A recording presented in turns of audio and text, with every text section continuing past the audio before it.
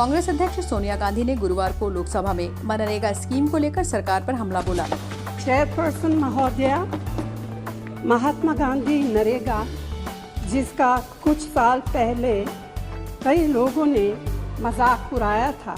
उन्होंने पीएम नरेंद्र मोदी पर उनका नाम लिए बिना ही तंज कसते हुए कहा कि कुछ लोग इस स्कीम की आलोचना करते थे।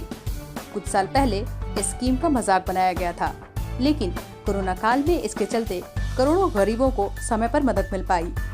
उन्होंने कहा, मनरेगा स्कीम का कई लोगों ने कुछ साल पहले मजाक उड़ाया था, लेकिन इसने कोरोना काल में जब लॉकडाउन लगा तो करोड़ों गरीबों को समय पर मदद पहुंचाने का काम किया।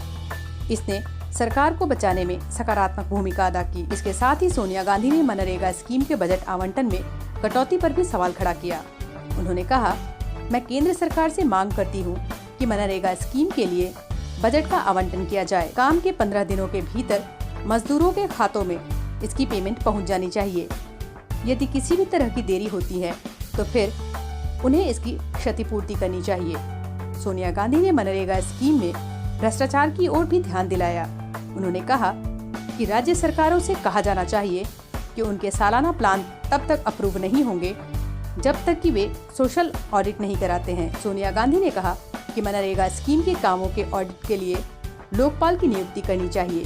उन्होंने कहा कि इस स्कीम का सोशल ऑडिट होना चाहिए, लेकिन पेमेंट रोककर गरीब मजदूरों को सजा नहीं देनी चाहिए। यूपीए सरकार की इस स्कीम की पीएम नरेंद्र मोदी ने शुरुआती दौर में आलोचना की थी। हालांकि इसके बाद यह स्कीम लगातार जारी रही और कोरोना काल में लोगों को इससे तत्काल रोजगार गांव में मिल सका था। खासतौर पर यूपी और बिहार में इस स्कीम ने कोरोना काल में गरीबों की मदद करने का काम किया था। पीएम मोदी ने कहा था, यूपीए की विफलता का स्मारक है मनरेगा। मनरेगा आपकी विफलताओं का जीता जागता स्मारक है। आजादी के 7 साल के बाद भी यह स्थिति है, तो इससे पता चलता है कि कांग्रेस ने गरीबी को खत्म करने के लिए किस तरह से काम किया था। आप लोगों से गड्ढे खुदवाते हैं और फिर उसके बदले में उन्हें पैसे देते हैं। मोदी ने कहा, मैं इस स्कीम को बंद नहीं करने वाला हूँ। गाजे बाजे के साथ इसे जारी रखूंगा। आपकी विफलताओं का स्मारक है और मैं गाजे बाजे के साथ इस स्मारक का ढोल पीटता रहूंगा।